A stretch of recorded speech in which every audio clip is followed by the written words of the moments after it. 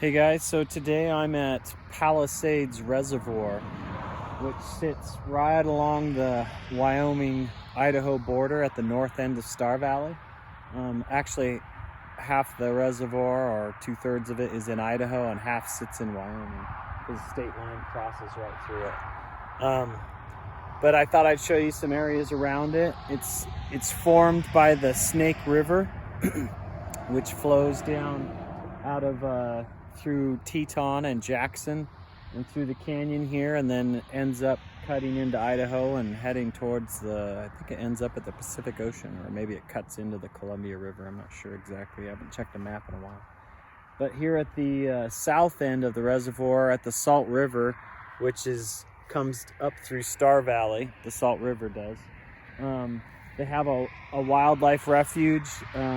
It's mainly for waterfowl, so there's no hunting and fishing through this stretch in here, and you'll have tons of ducks and geese come through here. Here's some ducks right here out on the water, and just down the highway as I was coming through this morning, a whole bunch of migrating geese are up in the air, and there's probably a bunch out in the fields and the flats there. When the reservoir is high, sometimes it fills in here with water, and then when it's low it draws down, and there's a lot of marshland out through there and stuff. So anyway, I'll show you some sights along the way and then show you the dam that creates the reservoir. Enjoy the trip. I forgot there's a sign here, and I'll let you press pause and read that sign, and then you can press play again and continue the trip. One of the cool things here along the Snake River Gorge and around the reservoir and such are these nests, and they'll put the poles up so they can actually build these eagles' nests up on top. Sometimes you'll see them on regular power poles, but they actually put these poles in. A couple of years ago, we did an interview with a wildlife biologist out of Jackson, and she just studies birds along the Snake River corridor and in Teton and stuff. And she often gets up in a plane and flies looking for these giant nests, and she can see the nests from her plane. And these bald eagles and golden eagles and other big birds use these giant nests up where they're safe and they can raise their young. It's kind of cool. So you can look for them if you ever travel through this area. So here in those marshes at the end of the reservoir, there's a couple of swans, and you'll see a lot of these white swans anywhere from Yellowstone all the way down through this corridor, several hours to the west and southwest. Swans and geese and ducks, all kinds of waterfowl.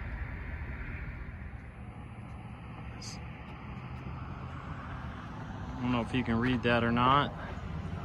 It's kind of a glare.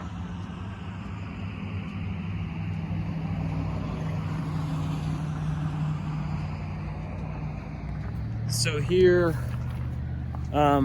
tucked into this kind of delta, is a little town of Alpine, Wyoming, and it sits at the very north end of Star Valley, tucked right into the canyon right there that takes you up the Snake River Gorge to Jackson Hole and Teton and Yellowstone.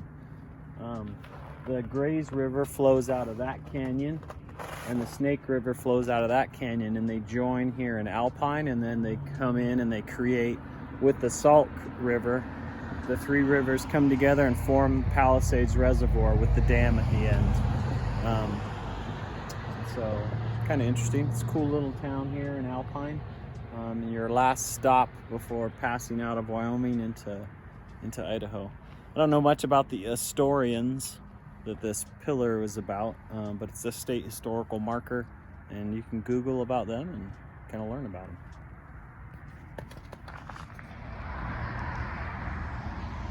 Whenever I pass through this little town of Alpine along Palisades, I always stop at this little place called Delish Donuts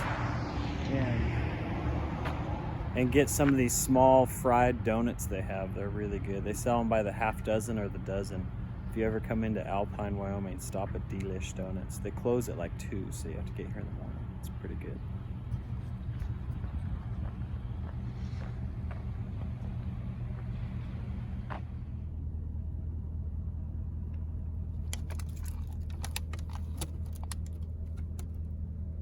Pretty good. Make sure you stop if you're ever in Alpine visiting Palisades. So you can see the Snake River getting out into the reservoir, and then it heads that way, the reservoir does. And here on the edge of Alpine is where the Grays River and the Snake River come together. So again, the Grays River comes out of that canyon, and the National Forest starts just on the other side of these houses, and that's a beautiful canyon. Well, it's more than one canyon. It's a beautiful drainage system back in the Salt River Mountains to explore up the Grays River and the Little Grays River. And then the Snake River Canyon is really famous. It's pretty, and there's a lot of rapids, so people do rafting trips through there, and a lot of fishing and stuff like that. And that takes you to Jackson Hole. But these two rivers come out and they join right here. It's all frozen over right now because it is November 4th, I think. November 4th. So, but I thought I'd show you where the rivers join and come out.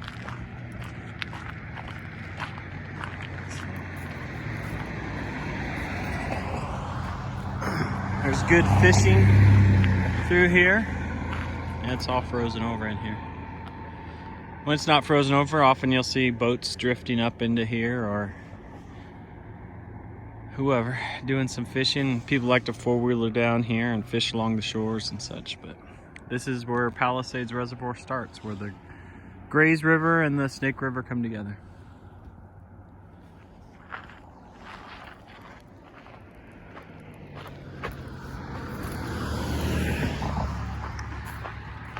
All right, let's keep heading on over, and we'll go see more of the pretty reservoir and some of the sights along the way. Make our way to the dam. So here, just a few miles down the road,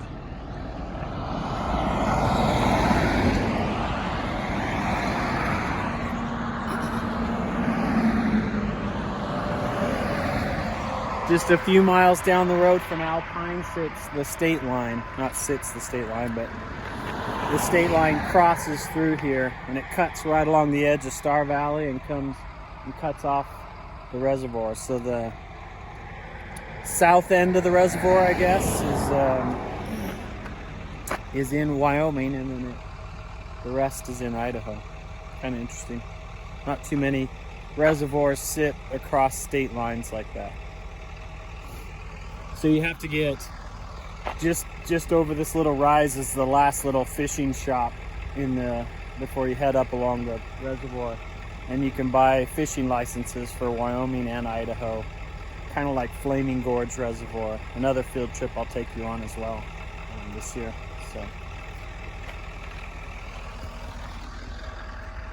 So Palisades Reservoir, this might be about halfway down the reservoir as you drive. The highway just winds in and out of these canyons along the shoreline, but it's just a beautiful, beautiful reservoir tucked here in the mountains.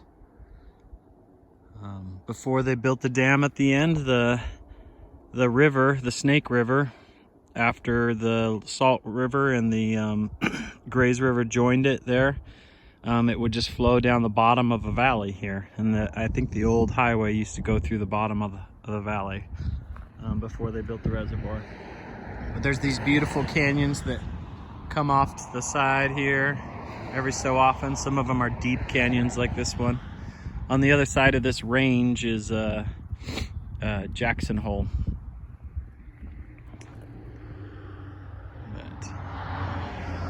It's a beautiful reservoir to go boating on, fishing. You can fish the shorelines or off boat, whatever you like.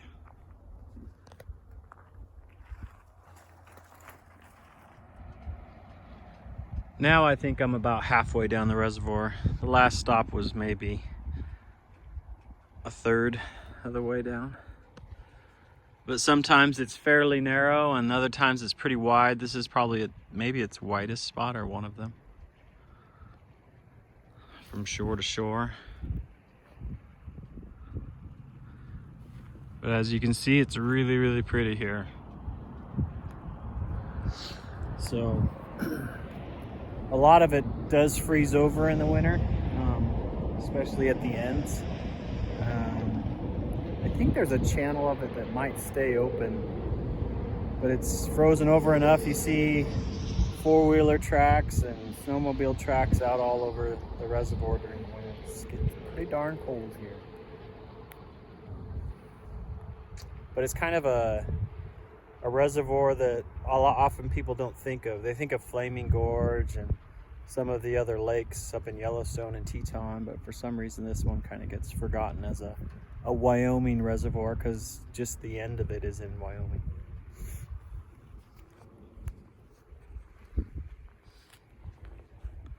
All right, we're down at the end of the reservoir now. It comes down here, and here's the dam spanning this narrow pinch point. So when the engineers decided they wanted to build this reservoir, they probably did several locations to check out where they wanted it to place the dam, did a whole bunch of geologic testing and all kinds of scientific and engineering research, and they pick a dam site and then they build the dam. Some of them are cement dams. I believe this one is an earthen dam. I don't know that it has any cement core to it. It might just be all earth and rock that they built up. But after the dam, I'll show you from the other side. The Snake River continues through Idaho, winds its way west. As I traveled along the road, there were all kinds of poles that had all those giant bird nests. It was pretty cool.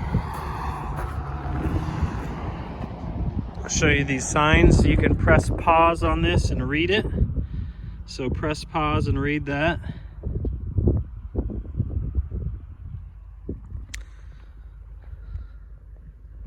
So up here is where this is Star Valley, and the Salt River comes in, and then the Grays River comes in, and the Salt River comes in, and this is the town of Alpine here. And there's a dirt road that comes in this way, and there's little trails and stuff on this side, but the only driving road is the highway that we came on, and we're stopped right here.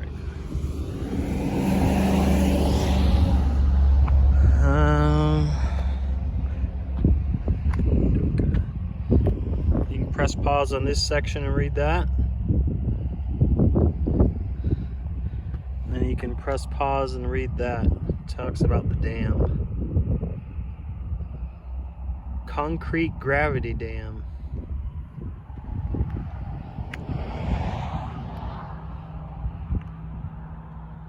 Okay, let's go see the other side. Windy, so hopefully you can hear me. But here's the top of the dam and the reservoir side.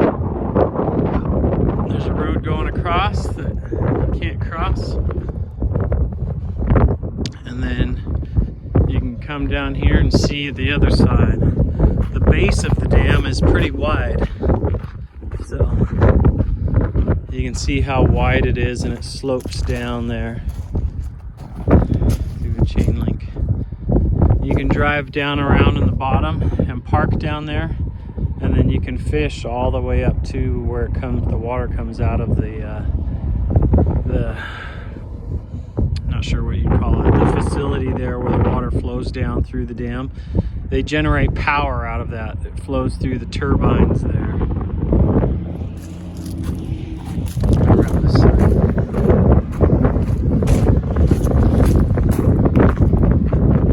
We're under video surveillance. They keep keep the dam safe from people doing dumb stuff. So I have fish down there actually. I have some pictures of some big fish I've caught down in those waters right there. And water flows down through the bottom. They have